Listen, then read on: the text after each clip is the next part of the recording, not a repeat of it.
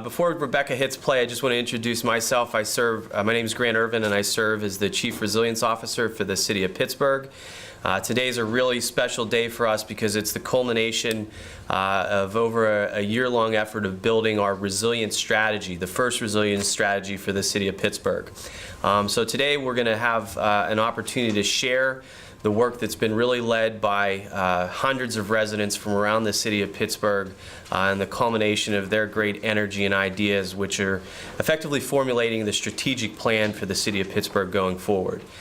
To help kick that off, we've worked with a team here, our City of Pittsburgh Communications team, as well as the RAND Corporation, 100 Resilient Cities, Maya Design, to formulate what folks have told us what Pittsburgh is all about. And that is that we are a city of neighbors. And the video that you're about to see is an intro to the work and to the future and the delivery of the strategic plan for the City of Pittsburgh. So we hope you enjoy it.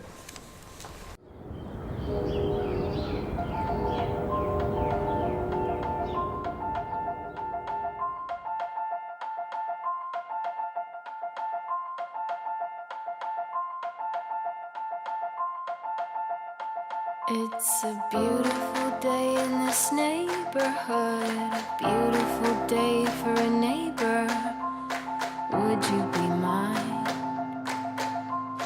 Could you be mine? It's a neighborly day in this beauty wood, a neighborly day for a beauty. Would you be mine? Could you be mine? I've always wanted to have a neighbor just like you. I've always wanted to live in a neighborhood with you. So let's make the most of this beautiful day, and since we're together, we might as well say, would you be mine? Could you be mine? Won't you be my neighbor? Won't you please be my neighbor? Won't you be my neighbor? Won't you please be my neighbor?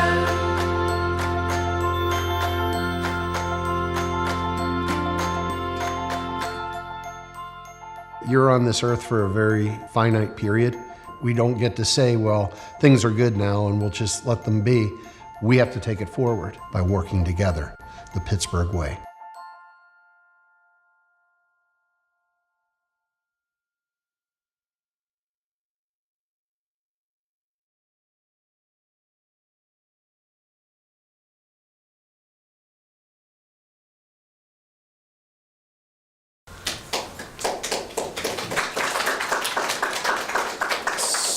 So before I'd like to invite the mayor up, just a quick word. When you talk about the issues of resilience, it's very complex. They're multivariate, they're difficult, they're challenging. You could run across the map. But when I asked my 9-year-old daughter what Pittsburgh meant to her, she said it's about neighbors. And I said, honey, what do neighbors do? And she said they help each other. And that's really the simple message today, is that building resilience is really about helping each other. And Pittsburgh is a great foundation, not just for that to begin, but for where it endures and where it lasts.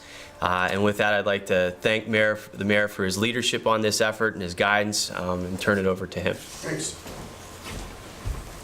Thanks, Grant. First off, thanks to your team. Thanks to Rockefeller, to Rand, to Maya, to all those involved in this project. It's been a couple of years now that we've been working together to really pull together reports and understanding of where we are right now as a city, but where we need to get to.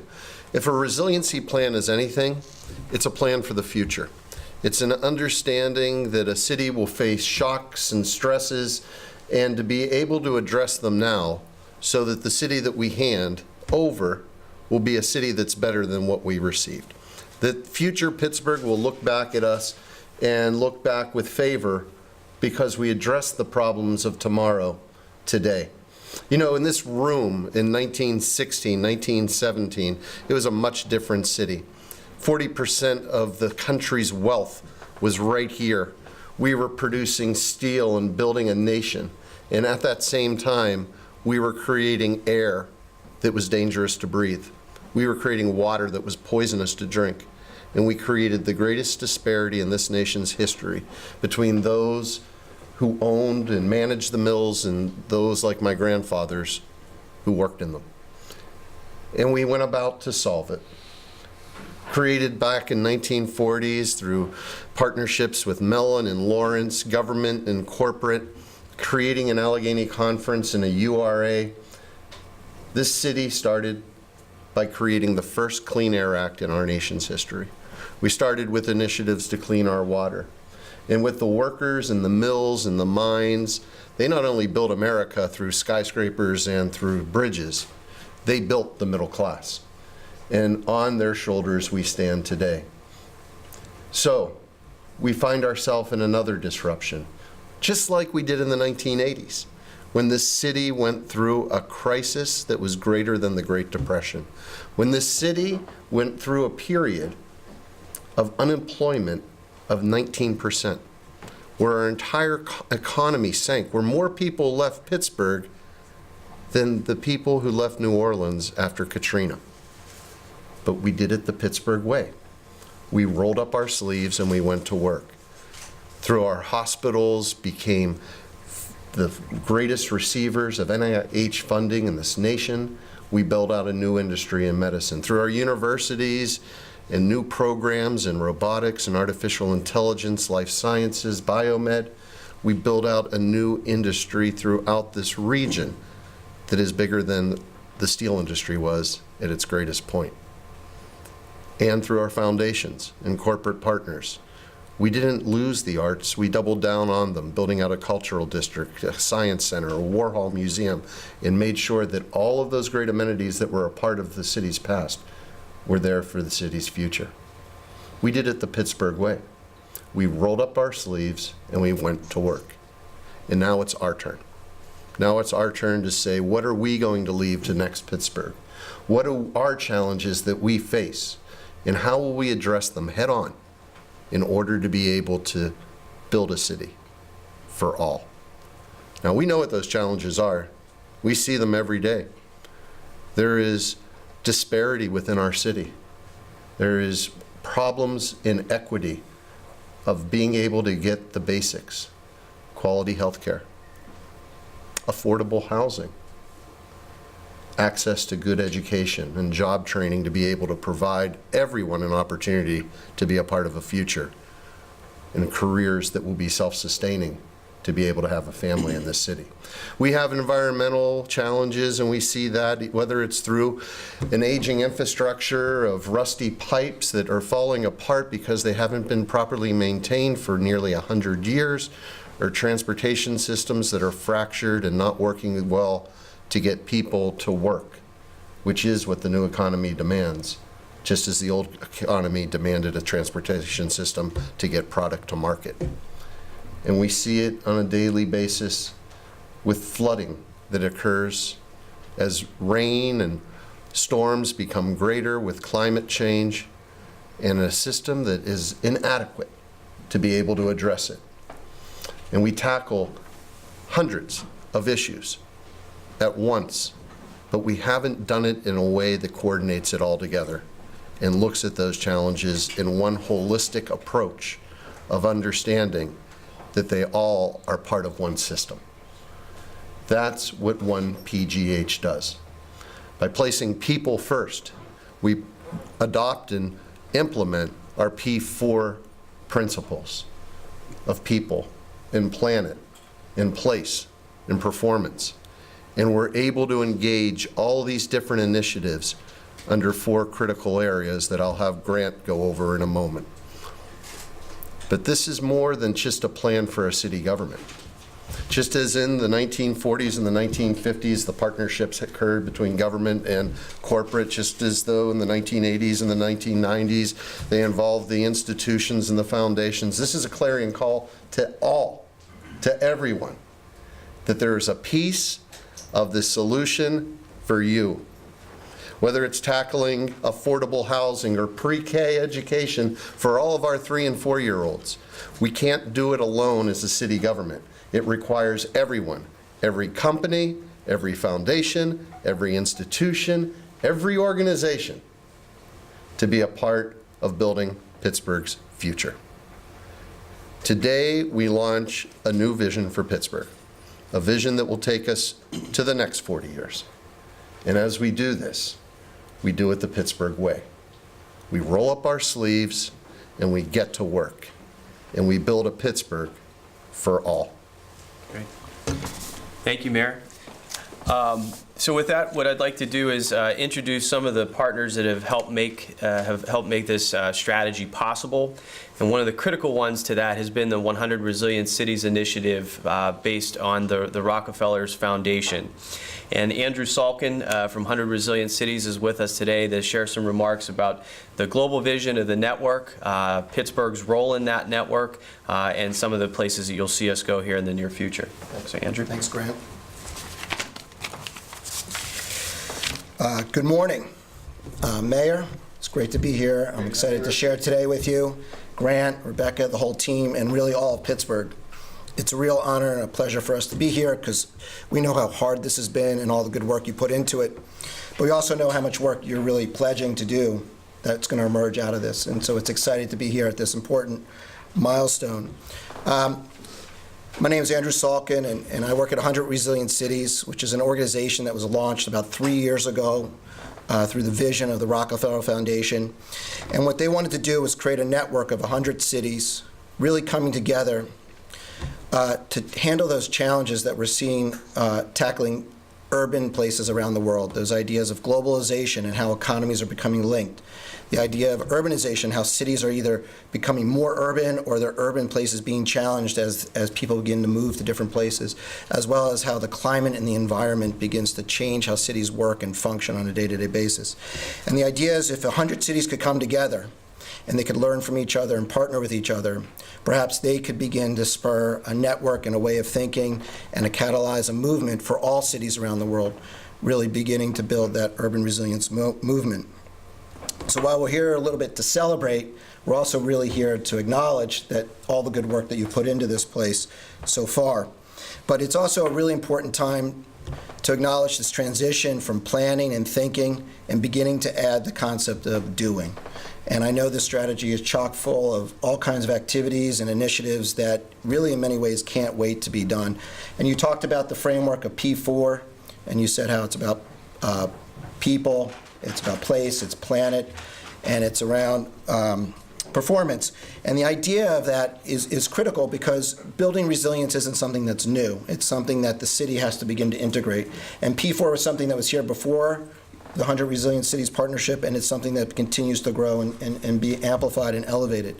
In addition to new initiatives and new activities that you're trying in this strategy, what's really exciting for us to see is all the good work that you guys are identifying that you think through this strategy can help be coordinated and have the impact be outsized and greater than it would if individual parties and partners were doing them on their own.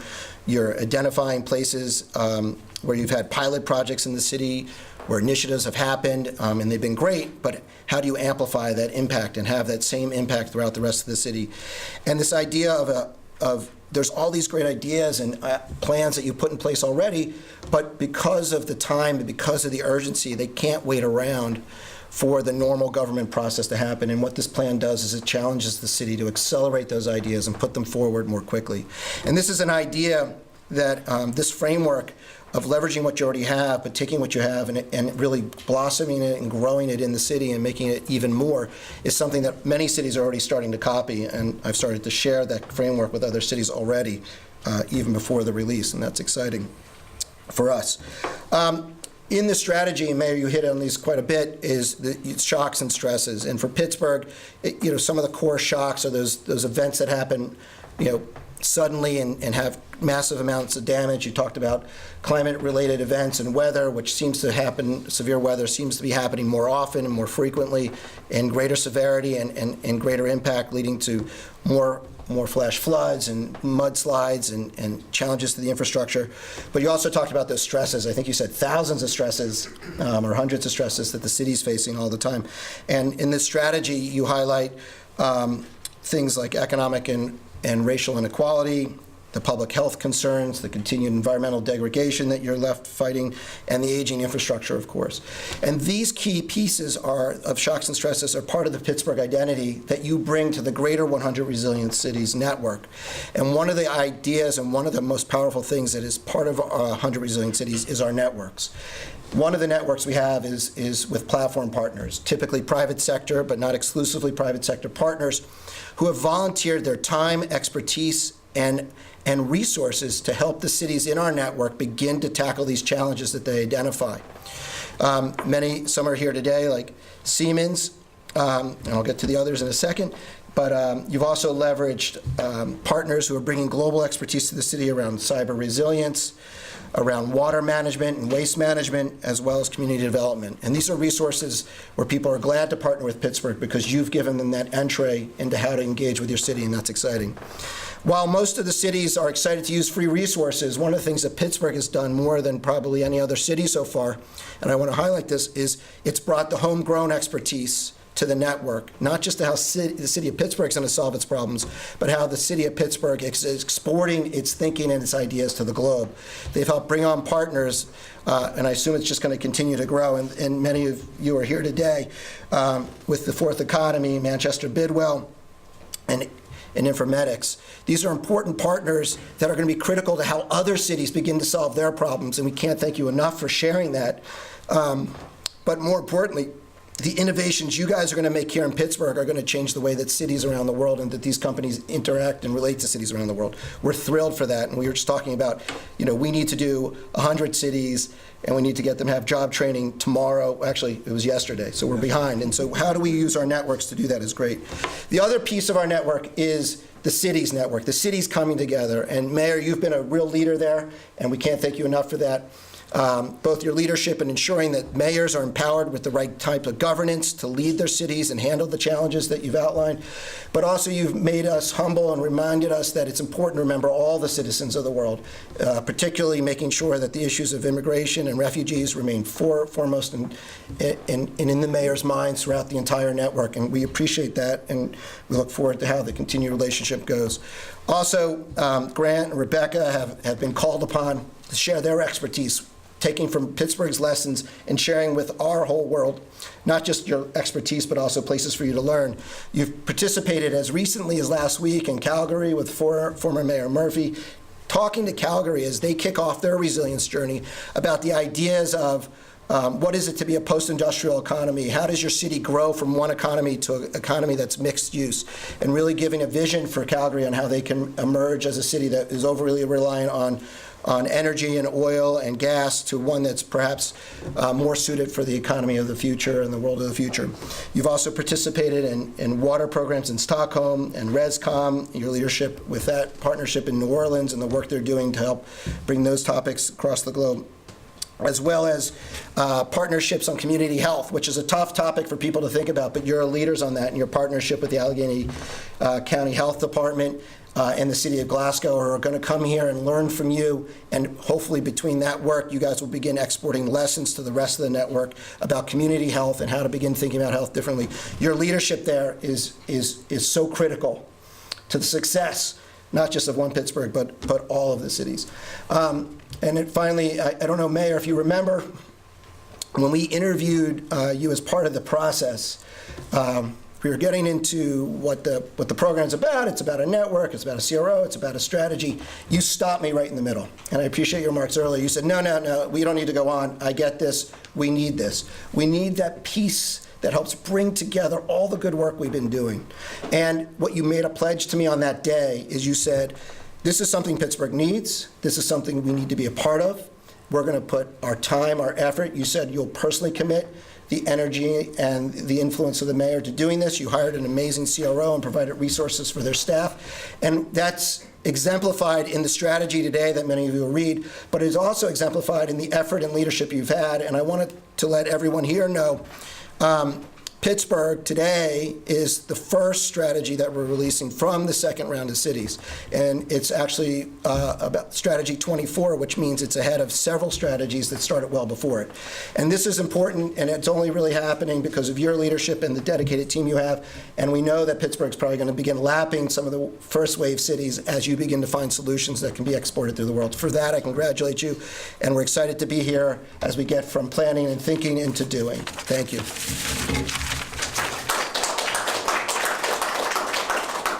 So thank you, Andrew. And just to talk a moment about some of the specifics within the strategy. So the mayor's talked about the P4, and P4 really is our value set. Really looking to the benefits and how we associate the role of people, planet, place, and performance. But the key nuance that we've developed within the strategy with the help of our partners at the RAND Corporation is a framework, or they will call it a taxonomy. But it's effectively a framework that looks at amplifying, around coordinating, accelerating, and really pulling together all the puzzle pieces that are already occurring in Pittsburgh, but also new things that we want to tackle, and that's around initiating. So there's an understanding that there's things that we're not quite doing yet that we need to initiate and begin to course on in order to help build resilience across the city. One of the things that we wanted to touch upon today, and Andrew had mentioned the platform partnership, which is a key offering within the 100 Resilient Cities program. And we wanted to focus on this issue of amplification. And today we have with us some of our partners, Peter Torellis from the Siemens Corporation, George Fechter representing Intermedics, Rich Overmore from Fourth Economy, and also Bill Strickland from Pittsburgh-based Manchester Bidwell.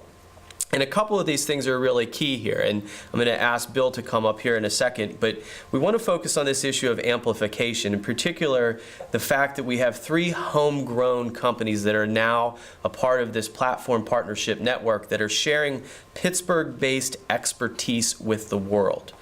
And that's really important to understand because we're sharing the lessons that we've learned over the course of a generation in workforce training and community development and in technical capacity that is helping address some of our biggest challenges in public safety. These are Pittsburgh companies that are now helping our fellow cities, another 99 cities in a global network. So I want to ask Bill to come up and talk about kind of their role at Manchester Bidwell in this partnership. I think that it all starts and ends with leadership. And if we don't have the mayor that we have now, there is no conversation about resilient cities. Because you have demonstrated the presence of mind and the emotional commitment to do the right thing. Let's start there. It sounds good on paper, but it's the implementation that matters. And we're honored to be a partner because we've been operating in the space where great difficulty lies. We specialize in working with people who oftentimes are not considered in the future. They're looked at in a rearview mirror. These are people who are historically poor, economically challenged, and are not a part of the future of the region. This mayor and this administration has said, we cannot be a resilient city. We can't be a city of the future if we ignore 10 or 15 or 20% of the population that has not been included in the conversation in the past. Manchester Bidwell specializes in converting people who are often considered liabilities, and we turn them into assets. We've gotten very good at partnering with Fortune 100 and Fortune 500 companies to kind of leapfrog the conversation from a poverty program sort of concept to an asset development concept, meaning that it's the PPGs of the world and it's the Calgon Carbons of the world and the Covestros of the world that are going to demonstrate where we're headed, not where we've been. And we've gotten very good at taking these folks that were once on outside of the social balance sheet and turn into assets that can not only earn a living for themselves, but we also are able to demonstrate that we can break the cycle of poverty permanently. We can get people from being impoverished to be making contributions for themselves and their community, getting on the tax-paying side of the ledger as opposed to the tax subsidy side of the ledger. And we've done that in a way, we think, that could be a model for other cities across this country. The Rockefeller opportunity really provides us with a platform to demonstrate what we've already been doing on the north side of Pittsburgh for 40 years. But fortunately, it's now come to the attention of some very important folks at the Rockefeller Foundation, but also at the level of the leadership of Pittsburgh. And I can't emphasize that enough, because we've now built 9 centers, including one we just opened in Israel 3 months ago. And in Israel, little old Manchester Bidwell have Jews and Arabs going to school together today in Israel, based on the model that we developed on the north side of Pittsburgh. We call that a resilient strategy.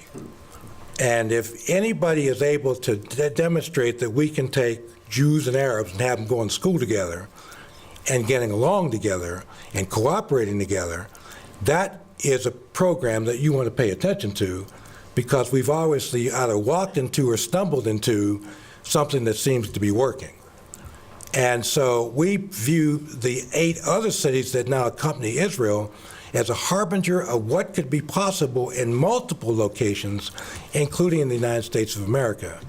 I'm very pleased to tell you we've already started, just like the mayor, who's in a big hurry, just like I am, to get at this problem, and we're now partnering with Rockefeller in Dallas.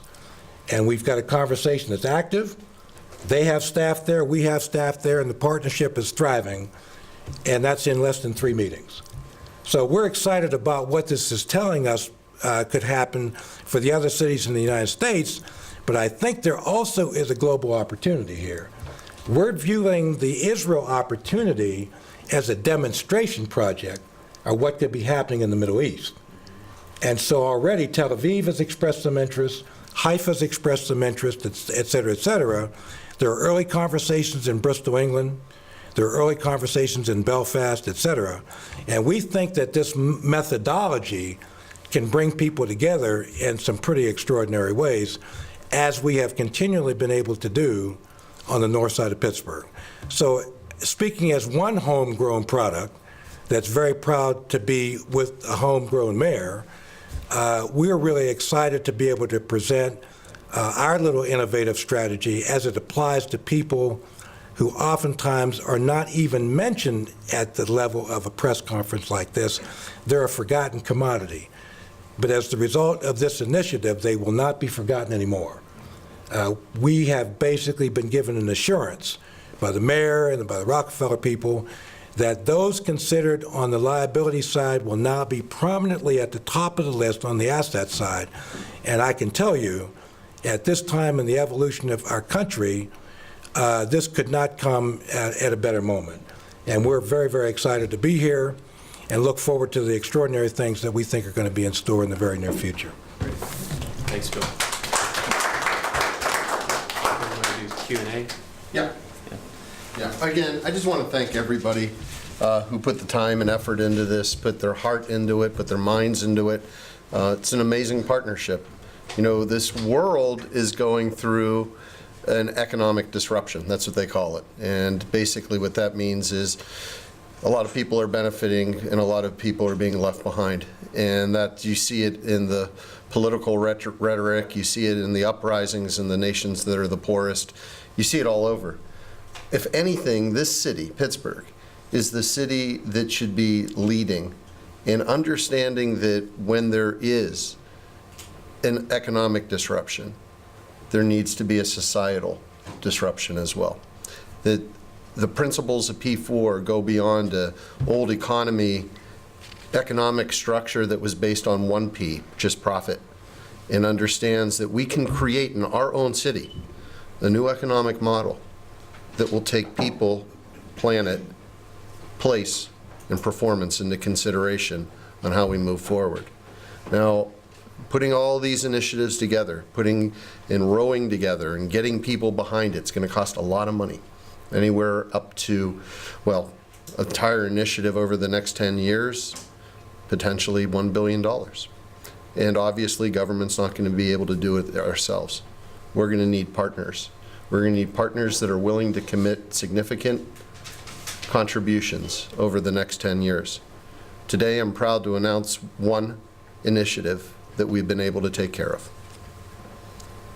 People's Gas has committed to match $500,000 to $250,000 from the city and $250 from PWSA to give every Pittsburgher a water filter.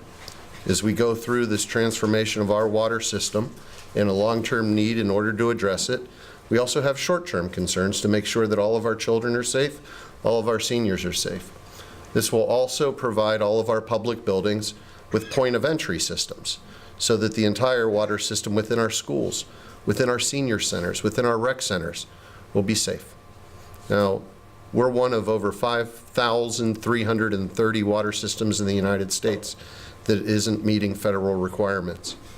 But we're also one city that is blessed to have a big heart, where we understand our role is taking care of our neighbors, and where a group like People's Gas would stand up on this day to become a first leader, to become part of this initiative.